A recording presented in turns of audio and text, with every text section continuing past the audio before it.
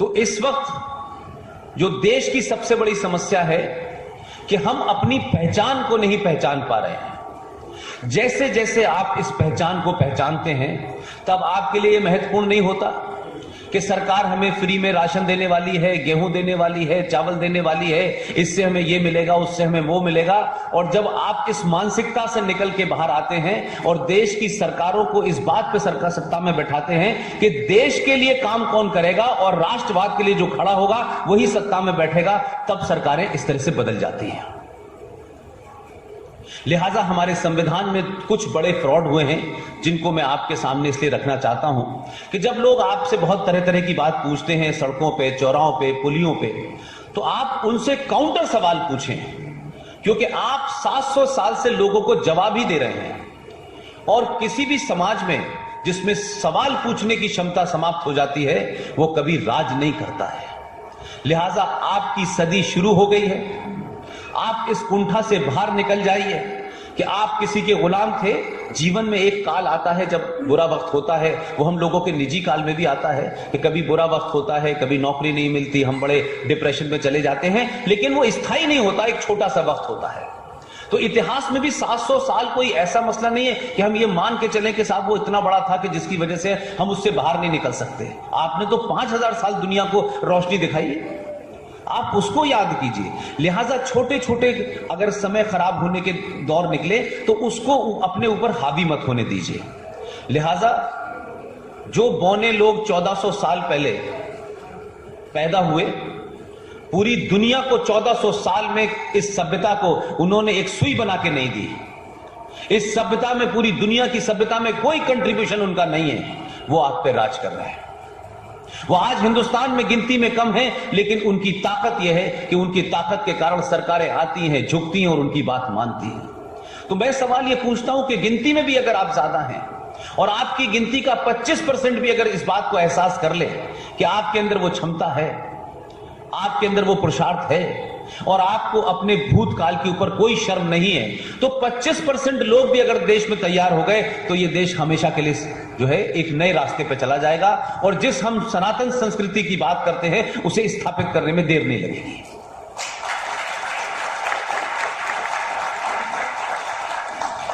भारत के संविधान में कुछ चीजें हुई हैं जिनको छुपाया गया, बताया नहीं गया और कोशिश की गई कि ये पता चले ना, इसलिए संविधान की किताबों में भी अलग अलग तरीके से लिखा गया। एक एडिशन में लिखा, दूसरे एडिशन में नहीं लिखा, फिर तीसरे में लिखा, फिर चौथे में नहीं लिखा। तो ये कोशिश बहुत ऑर्गेनाइज तरीके से हुई है। क्योंकि मैं एक ऐसी जगह बोल रहा हूं और विंदर जी से मैंने कहा था कि मैं 2 मुद्दे यहां जरूर उठाऊंगा जो मेरे सीधे तौर पे आपसे जुड़े हुए हैं। कश्मीर के ऊपर बहुत बार मैं बहुत सारी बातें बोल चुका हूं। आर्टिकल 35 ये क्या था और किस तरीके से उसको इलीगल तरीके से, गैर संवैधानिक तरीके से आपने संविधान का हिस्सा बनाया। अब हमारे और 2 साथियों ने मिलकर के सुप्रीम कोर्ट में उसको चैलेंज किया हुआ है, तो सुप्रीम कोर्ट की सुनवाई कर रही है और हमारा दावा यह है कि सुप्रीम कोर्ट उसकी डेट तो बढ़ा सकती है लेकिन फैसला हमारे हक में ही आएगा, यह ध्यान रखिएगा। और ये जो आर्टिकल 35A है ये किसी व्यक्ति विशेष का, इससे कोई सरोकार नहीं है।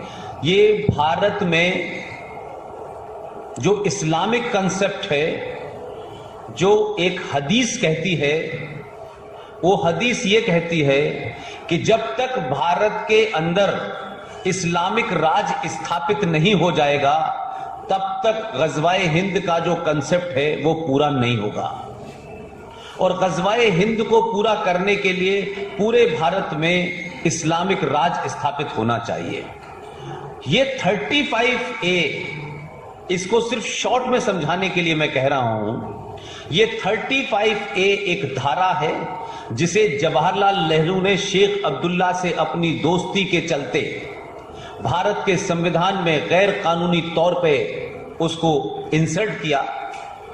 और फिर जम्मू कश्मीर का, हमारे देश में 2 संविधान हैं, एक भारत का संविधान है और एक जम्मू कश्मीर का संविधान है। कभी आपने पूछा कि उत्तराखंड का कोई संविधान है, उत्तर प्रदेश का कोई संविधान है? ये एक राज्य है जिसका दूसरा संविधान है। यानी एक आजाद भारत में, रिपब्लिक भारत में, लोकतांत्रिक भारत के अंदर एक दूसरा राज्य चल रहा है। उस राज्य का संविधान भी अलग है, कानून भी अलग है, धाराएं भी अलग हैं, लेकिन इससे देश को बताया नहीं गया कि यह हमने क्यों बनने दिया, इसके क्या कारण थे। बल्कि इनको बनाने के लिए भारत के संविधान में उस वक्त के लीडरों ने बहुत मना किया इस बात के लिए, लेकिन नेहरू जी अड़ गए और उन्होंने एक ऐसी धारा डाली, और वो धारा जो है पूरे जम्मू कश्मीर को यह ताकत देती है, इस बात के लिए एम्पावर करती है कि जम्मू कश्मीर के अंदर इस 35A के चलते भारत के किसी भी हिस्से में रहने वाला नागरिक, क्योंकि भारत का जो संविधान है उसकी एक धारा है 360 और 368, उसमें यह कहा गया है कि जो भी भारत भूमि पे पैदा हुआ है, उसका रंग कैसा है, वो क्या खाता है, वो किस धर्म का है, किस भाषा को बोलता है, इससे कोई मतलब नहीं है। अगर वो भारत की भूमि में किसी कोने में भी है तो वो भारत के किसी भी हिस्से में जा सकता है, वहां बस सकता है, शादी कर सकता है, कारोबार कर सकता है, चुनाव लड़ सकता है। लेकिन आर्टिकल 35A भारत के संसद के किसी सदन में उस पे एक दिन के लिए चर्चा नहीं हुई और चुपचाप से भारत के संविधान में उसको जोड़ दिया गया। यह धारा भारत के लोगों को जम्मू कश्मीर में जमीन खरीदने, कारोबार करने, शादी करने के लिए रोकती है। अगर जम्मू कश्मीर में आपको जाकर के बसना है, जैसे उत्तराखंड में बहुत सारे लोग बाहर के बसे हुए हैं, जैसे मुंबई में बहुत सारे बिहार और यूपी के लोग बसे हुए हैं, तो ना तो उन्हें कोई नागरिकता लेनी है और ना कोई परमिट लेना है। लेकिन जम्मू कश्मीर की सरकार चाहेगी तो नागरिकता देगी, और नागरिकता नहीं देगी तो आप जम्मू कश्मीर के नागरिक नहीं हैं, न वहां कारोबार कर सकते, और वहां की लड़की से अगर आप शादी कर लें, यानी जम्मू कश्मीर राज्य की लड़की अगर भारत के किसी लड़के से शादी कर ले तो उस राज्य की लड़की के सारे प्रॉपर्टी राइट छिन जाते हैं। यह संवैधानिक तौर पे उस वक्त के विजनरी लीडर्स ने यह धारा संविधान में जोड़ी, और उसको आपने जम्मू कश्मीर का संविधान 1957 में बना, और उसके अंदर ये आ गई धारा। अब इस धारा से क्या हो रहा है, ये महत्वपूर्ण बात है। भारत का विभाजन 1947 में हुआ। पाकिस्तान में जिन लोगों को मारा गया, पीटा गया, आप सबको ये पता है, वो देश के अलग अलग कोनों में आके बस गए।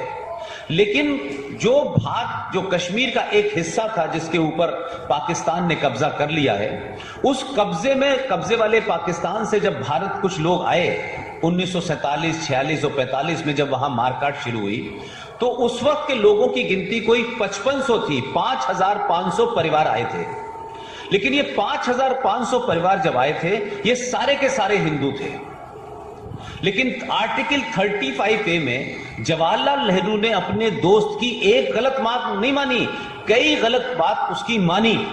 और उसमें दूसरी क्या मानी, उन्होंने कहा कि आर्टिकल 35A 14 मई 1954 को भारत के संविधान में डाला गया।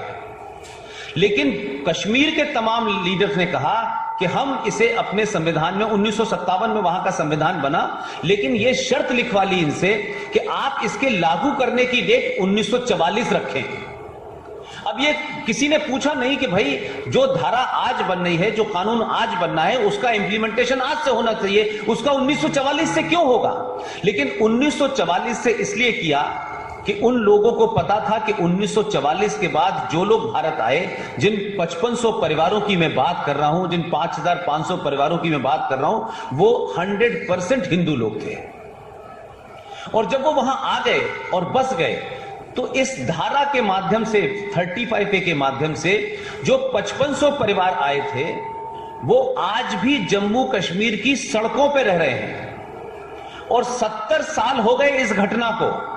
भारत दुनिया का सबसे बड़ा लोकतंत्र है और हम लोकतंत्र का पर्व मनाते हैं, लेकिन हमारे ही देश में, हमारे ही देश के एक सूबे में, एक राज्य में भारत के उस वक्त के नेताओं की गलती करते हुए, भारत के संविधान में इल्लीगल काम करते हुए और नाजायज मांगे मानते हुए जम्मू कश्मीर के लोगों की आपने ये हालत कर दी कि वो 5500 परिवार, जिनकी गिनती आज 7.5 लाख है, 70 साल से जम्मू कश्मीर की सड़कों पर रह रहे हैं। उनके बच्चे कीड़े मकोड़ों की तरह मर जाते हैं, लेकिन उन्हें इसी कानून के तहत जम्मू कश्मीर की नागरिकता 70 साल से नहीं दी गई है।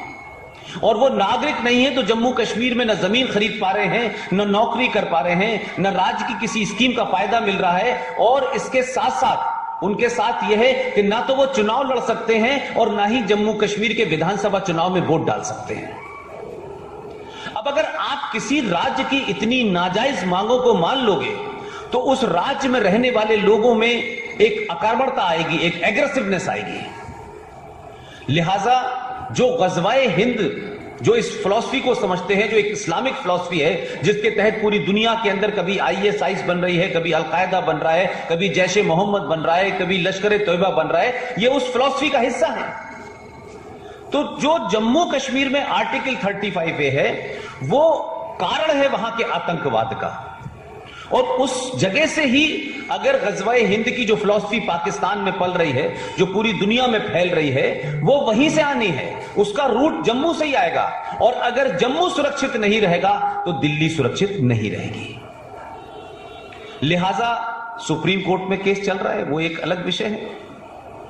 लेकिन मैं और विषय पे आना चाहता हूं जो खासतौर से इस सभा और इस जगह के लिए मैं समझता हूं महत्वपूर्ण है, और मैं साल भर से ये जगह तलाश रहा था कि मैं कौन सी ऐसी जगह जाऊं जहां ये बात कहूं और वहां उसको समझने वाले लोग ज्यादा हों और उस बात को आगे पहुंचाने वाले लोग ज्यादा हों।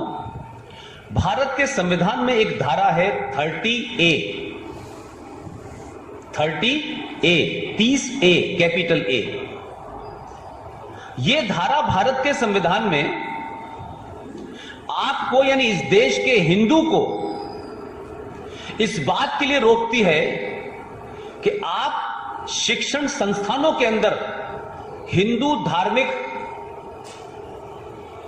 पुस्तकें नहीं पढ़ा सकते। यह धारा बनी हुई है। इस धारा के तहत आप धार्मिक शिक्षा किसी भी यूनिवर्सिटी कॉलेज में नहीं दी जा सकती है। यह सिर्फ हिंदुओं पर लागू है।